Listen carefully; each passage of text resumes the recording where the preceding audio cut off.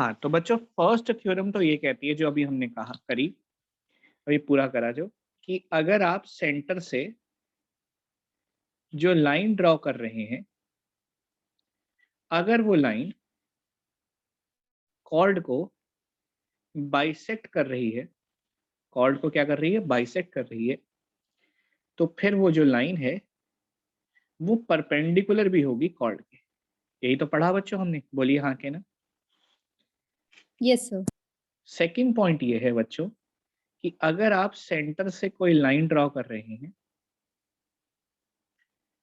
इस तरह से कि जो वो लाइन है वो परपेंडिकुलर है कॉर्ड के, तो फिर वो कॉर्ड को बाइसेक्ट भी करेगी।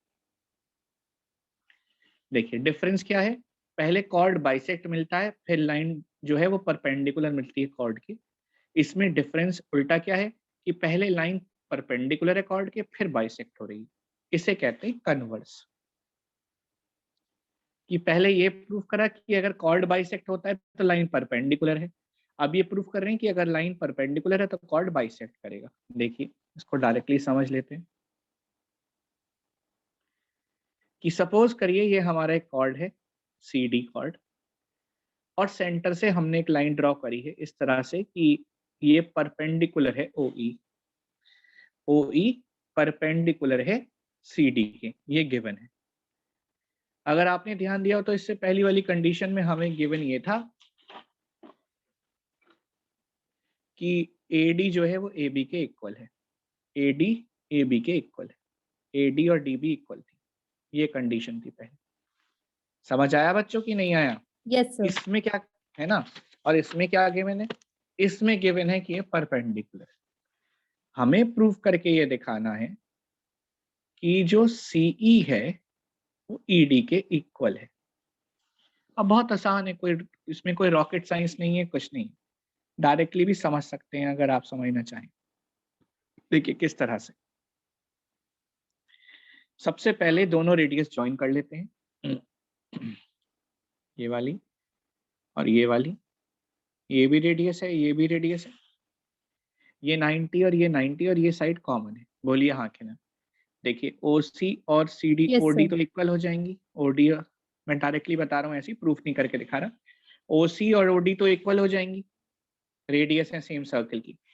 उसके बाद जो एंगल है OEC इक्वल हो जाएगा OED के। क्यों हो जाएगा? 90 डिग्री ईच हो जाएंगे, और OE दोनों के लिए कॉमन हो जाएगी। ये बात रेडियस है क्योंकि ये रेडियाई है। तो क्या दोनों ट्रायंगल कॉन्ग्रुएंट नहीं हो जाएंगे बच्चों? बताइए, 3 पॉइंट मिल गए, point yes 1 sir. Point 2 point 3।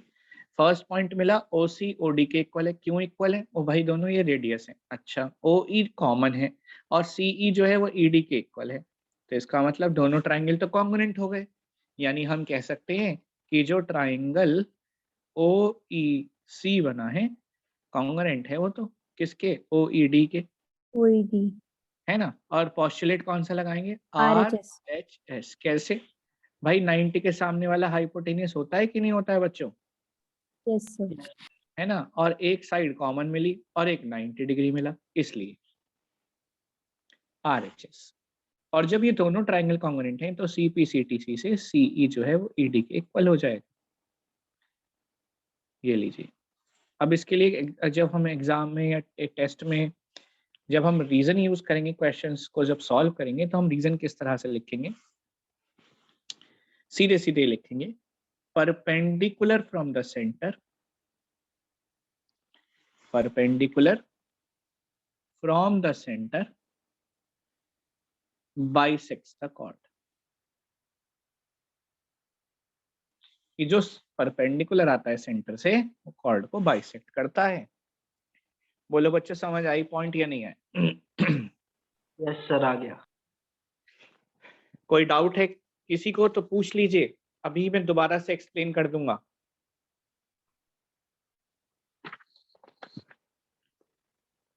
ठीक, इसके बाद एक थ्योरम आती है नेक्स्ट हमारी, equal chords are equidistant from the centre.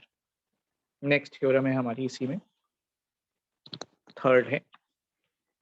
equal chords are equidistant from the center। मतलब अगर दो कॉर्ड इक्वल होते हैं तो उनकी सेंटर से डिस्टेंस भी इक्वल होती है। मतलब ये देखिए, सपोज कीजिए हमारे पास ये सर्किल है, इसमें हमारे पास दो कॉर्ड ड्रॉन है, नेमली ए बी और सी डी।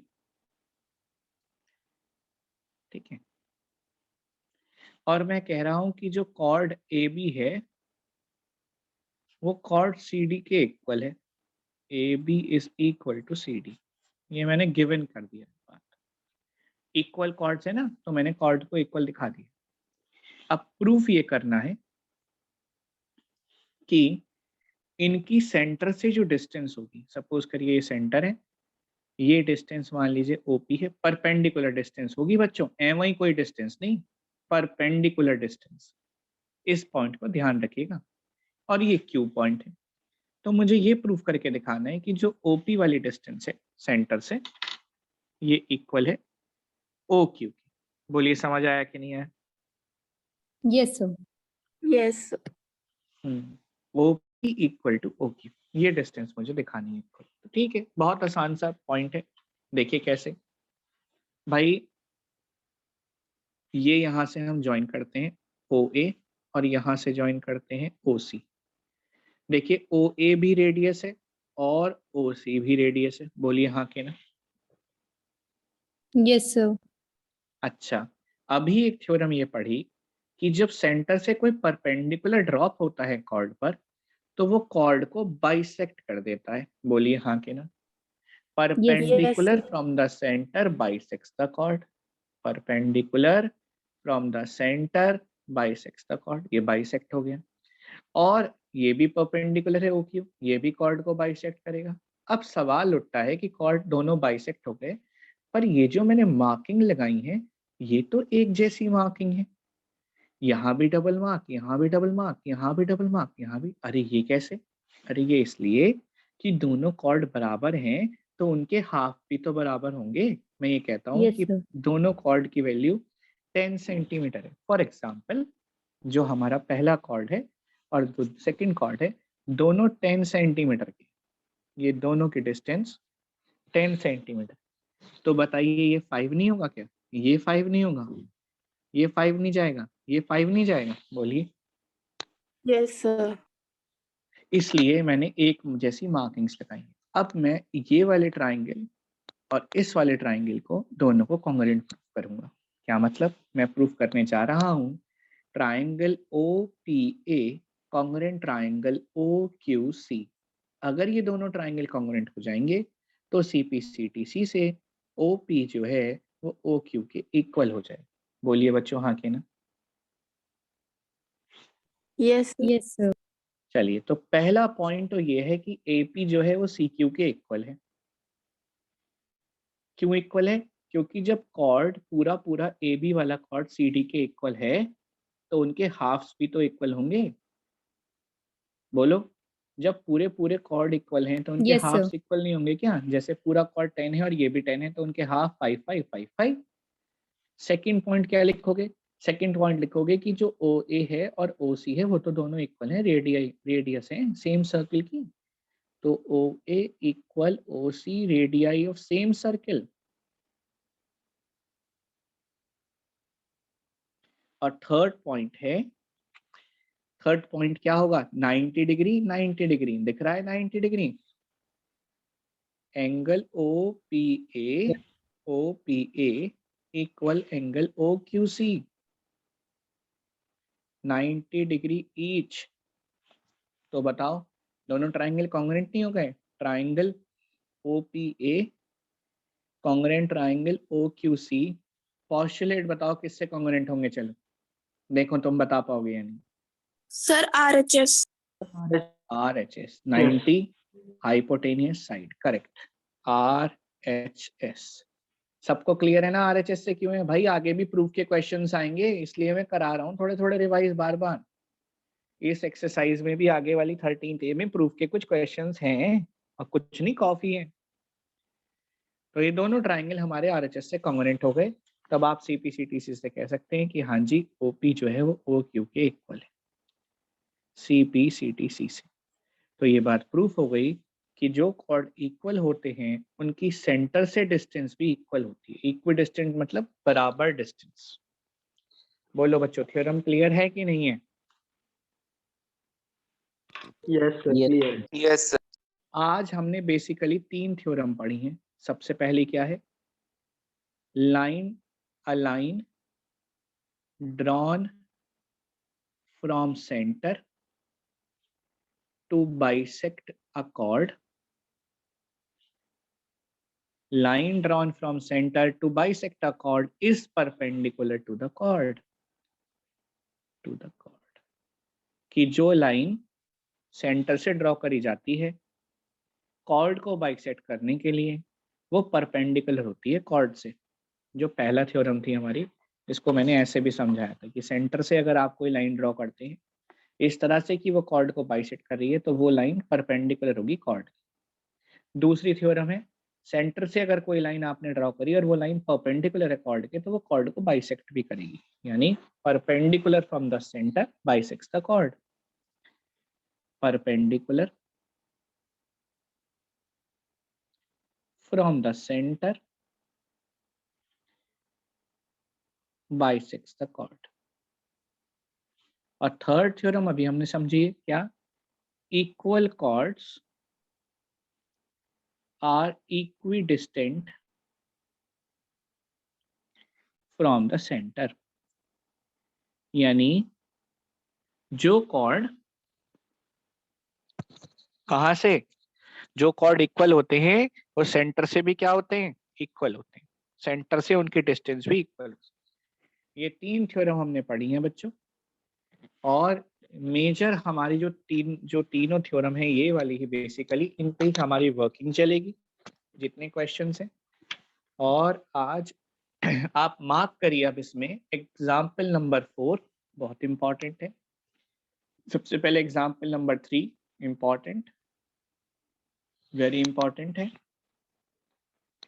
फिर एग्जाम्पल नंबर 4 बहुत अच्छा क्वेश्चन है, वेरी इंपॉर्टेंट। देन इसके बाद एक्सरसाइज पर आइए, 13th एक्सरसाइज। एक्सरसाइज 13th में फिगर 13.31 वाली जो फिगर है ये जिससे रिलेटेड है क्वेश्चन नंबर 3, ये वेरी इंपॉर्टेंट है बच्चों। इसके बाद क्वेश्चन नंबर 4 वेरी इंपॉर्टेंट है बच्चों, ये एग्जाम में आएगा ही आएगा, या तो थर्ड क्वेश्चन आएगा या फोर्थ वाला क्वेश्चन आएगा। इस तरह का क्वेश्चन आना ही आना है, छूटेगा नहीं बच्चों। गारंटी दे रहा हूँ कि इस टाइप का क्वेश्चन ही आना है 100% इस एक्सरसाइज में से जो क्वेश्चन एग्जाम में आएगा। उसी तरह से क्वेश्चन है, आप मार्क करिए आगे।